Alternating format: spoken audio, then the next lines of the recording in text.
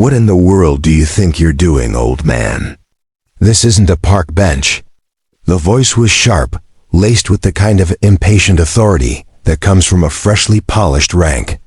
Colonel Graves, his uniform so crisp it seemed to crackle in the afternoon sun, stood with his hands on his hips, staring down at the elderly groundskeeper.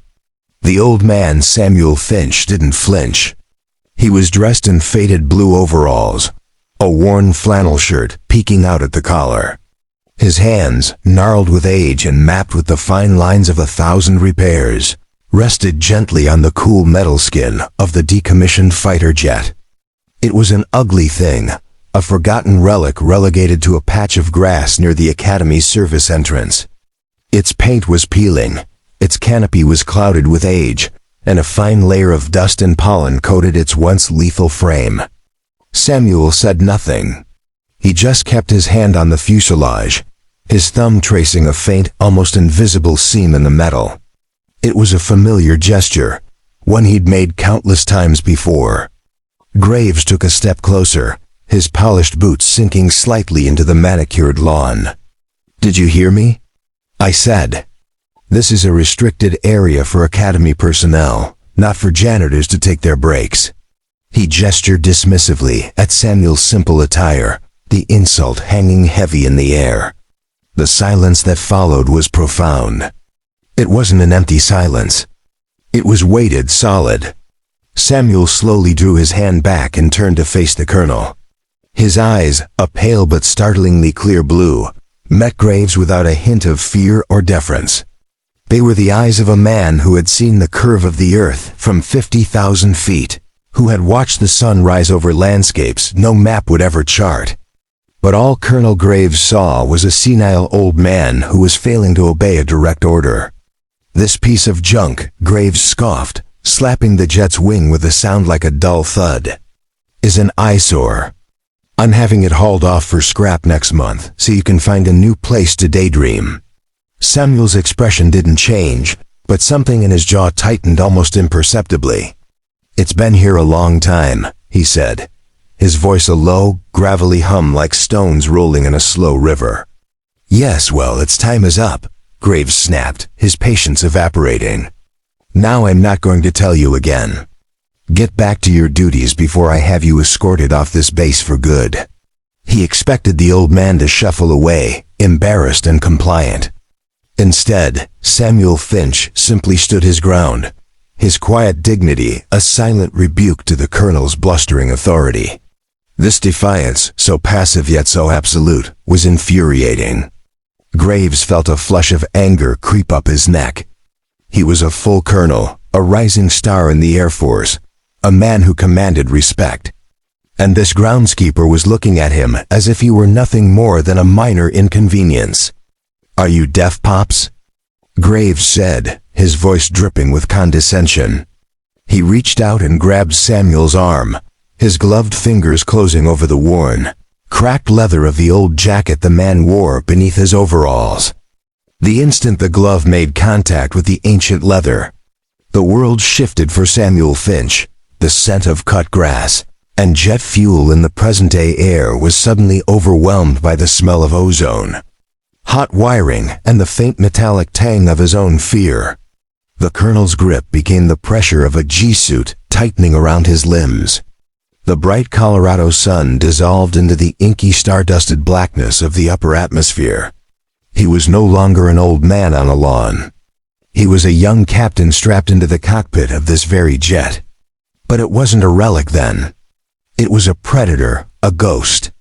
The machine beneath him was alive, a low thrumming hum that vibrated through the very marrow of his bones. "Go 7, you have boogies on your 6. "Closing fast," a voice crackled in his helmet, tinny and laced with static.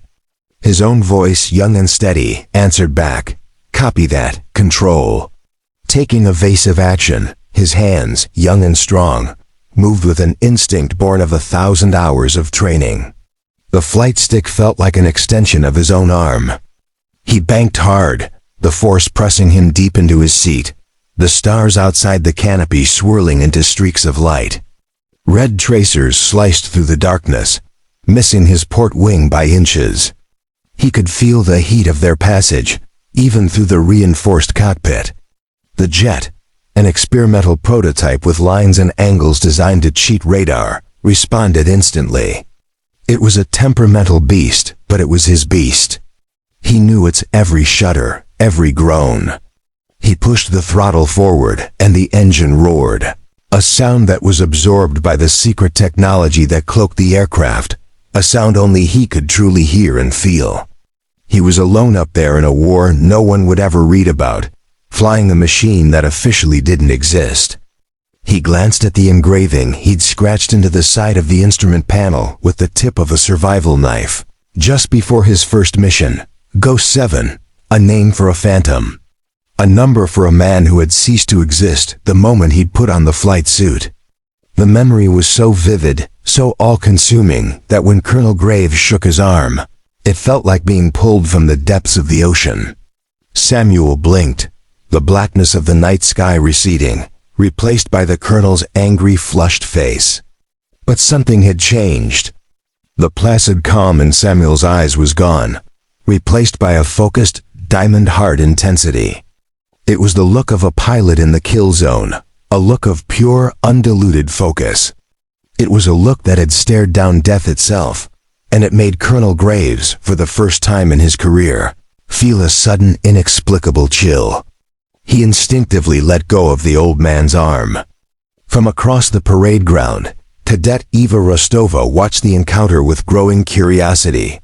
She was supposed to be studying flight dynamics, but the silent drama unfolding by the forgotten jet was far more compelling.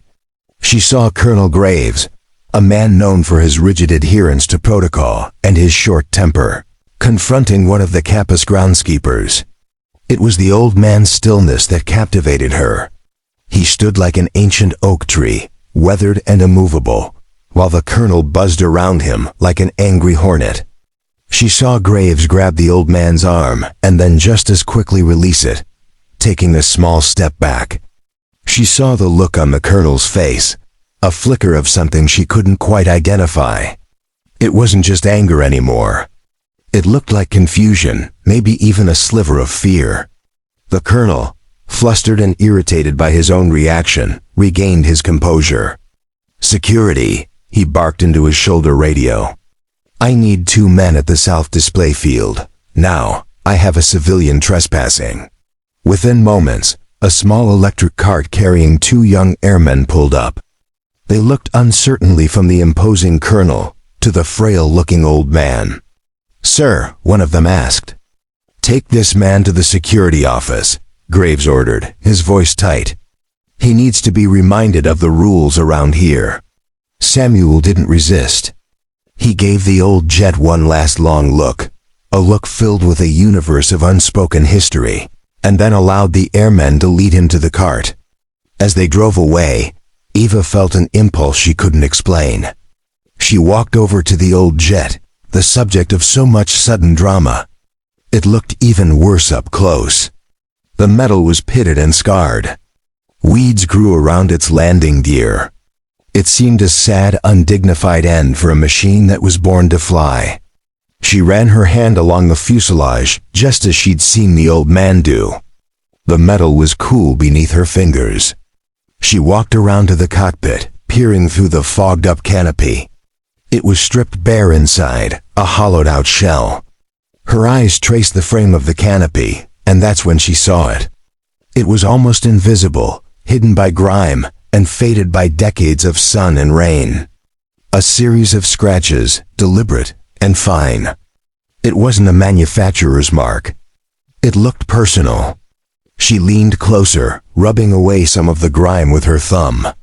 The light caught the etching just right, and the markings became clear. It was a name or a call sign. 2 words, Ghost 7. The name sent a strange shiver down her spine. It sounded like something out of a novel, not an official military designation. Driven by her relentless curiosity, she pulled out her Academy-issued datapad. She ran a search for Ghost 7 in the public archives. Nothing. She tried the Academy's historical database. Still nothing. It didn't exist. But Eva was stubborn. She had a knack for finding things that didn't want to be found. She accessed a deeper, restricted network, one usually reserved for historical research projects. She typed in the call sign again. The system whirred for a moment, and then a single file appeared on her screen. Its title was Project Phantom Wing.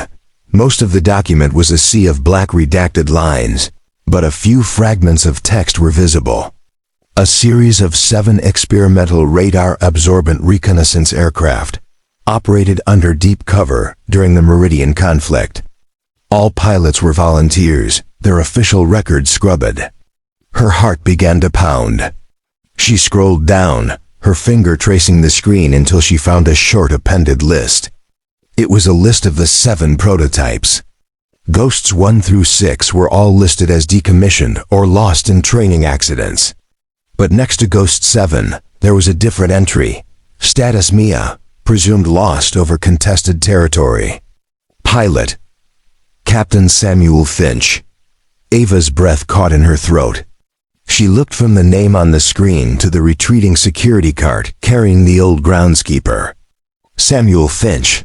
It couldn't be. A ghost. A living legend, presumed dead for half a century, was quietly tending the lawns of the very institution that had forgotten him. She knew with absolute certainty that she couldn't let this stand. Colonel Graves had made a terrible,